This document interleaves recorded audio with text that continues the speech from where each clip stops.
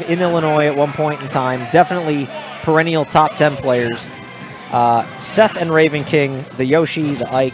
Seth, the iconic former hidden boss of Chicago, who showed up to an event when he was 14 years old back in 2014, 2-0'd the best Yoshi in a Ditto in St. Louis, and then never showed up to another event for over a year. We never saw him again until then. Really? So Seth was just this living legend Yoshi? Yeah, he was the true hidden boss of Chicago. He showed up, got like 9th place at like an old school E2C event, and then just vanished for a year. Never saw him again. Wow. He was the legendary Seth. Meanwhile, Ravenking, pretty much the icon of Tri-Point, the one guy who can truly compete at a high level in Melee, PM, and Ultimate. He can do it in all 3 games, and he certainly does, which makes him the perfect fit for UGS as a sponsored player. And right now, he has found himself selling us on Ravenking. You're like, no, I'm just... It's like a sales pitch. It's not a sales pitch. He's it's straight perfect. Up. He just has the ability to play multiple games. He's very versatile is what I'm getting at. Okay, no, I see what you're saying. Ooh, just armor straight through that Nair, and that'll be the first stock gone. The irony to his versatility is that he plays the least versatile option character in the entire game. Yeah, it's so interesting. I mean, like, there aren't too many, at the start of Ultimate, we saw the MK Leo Ike, and everyone thought Ike was top 5. And then we kind of calmed down a little bit. We understand that Ike's just good now. And pretty much the only Ike we have is just got spiked. But no, the only Ikes we have are really Ravenking and Ryuga. And those are the big ones. And then, of course, we have Abel from the Wisconsin scene. And I know Ryuga's recently been taking Ravenking under his wing, but this is a character that, as you're saying, very one note, but also not really represented. Yeah, heavily underrepresented, but the design of the kit is what's not versatile. When you have one move that is your combo starter, your option into a kill confirm, and your neutral, like that's... Your character becomes predictable, so you have to find other ways around it. And Ravenking is pretty good at knowing when to, like, down tilt into a fair or, like, throw out an up tilt to get you. And he's very good at converting when he does catch you on anything. And that is the reason why he has done so well in Illinois for so long. Yeah. Yeah, he's just been such a consistent threat. And the way he plays, he really sets the tone for, like, the how fast the set's going to be. You have to play around Ravenking, or else you get Nair up air. Yes.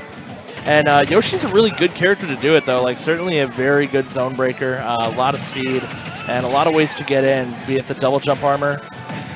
Ooh, gets knocked out of it. Now he doesn't have his jump. Oh, but the egg covers his recovery.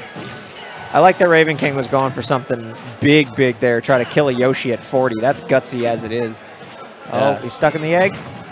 All right, that was smart to mash. Once you get to the end of the mash, start mashing the up beast that you can immediately recover. Good stuff by Ravenking to make sure he doesn't die there. But on the other hand, Seth has been very good at playing around a lot of Ravenking's aerial options and punish him for attempting quite a few of them. Yeah, and you're seeing an example of that right now, just kind of keeping him in the corner. But there goes the Nairs, and that'll be game 1 going to Ravenking. And the crowd going absolutely insane. Ravenking, in terms of like the hometown boy, this is the hometown within the hometown where he is the hometown kid. Yeah. This is his home venue. And he's been shown to have a lot of clutch moments too. He can really hold his own on a tight situation. Yeah, Ravenking makes you afraid to lose the game. He does While not you have the lead. Yes. He does not ever appear to be afraid that he's behind, because he knows that if you give him rage and you're at 40, you're at kill percent. It's really terrifying, because, during a set, he very rarely shows emotion, but you talk to the guy, he is one of the nicest, happiest people you'll ever meet. Ravenking is a wonderful human being.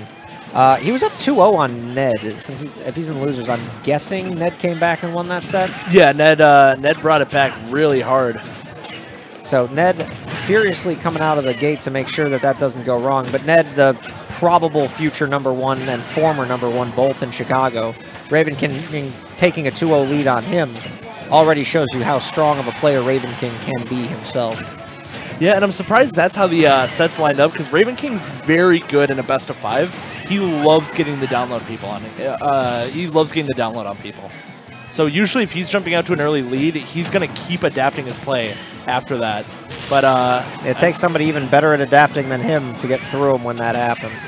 Yeah, and loving that nair into the drop down up air. Good down tilt, and there's that nice little mix-up. Gets the fair out of the down tilt.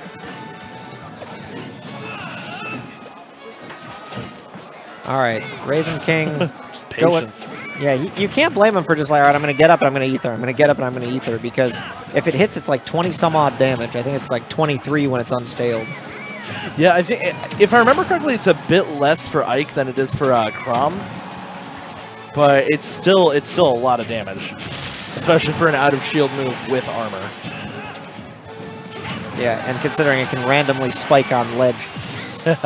Seth evening this game out a little bit, but once again, even with Yoshi as heavy as he is, it's like nair up air can just kill Yoshi, which is really scary.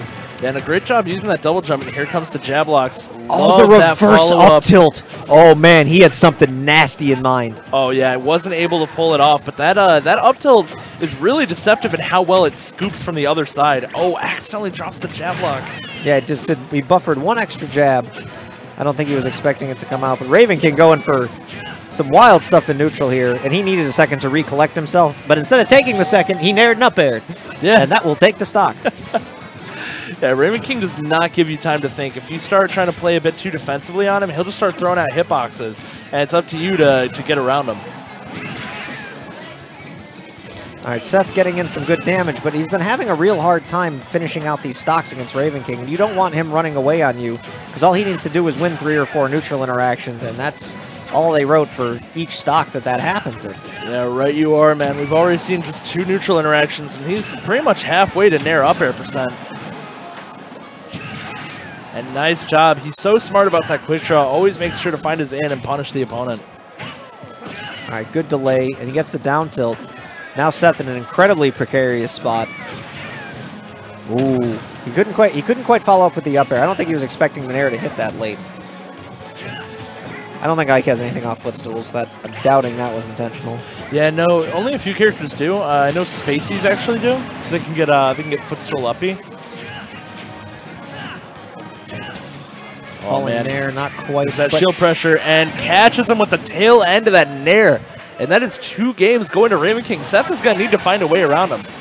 Yeah, Ravenking just really playing well when he's got Yoshi up on those platforms. Both players, actually, have been utilizing the PS2 platforms an insane amount and really punishing the opponents for getting stuck above them. But Ravenking's had a little bit of a better job getting Seth above him than vice versa.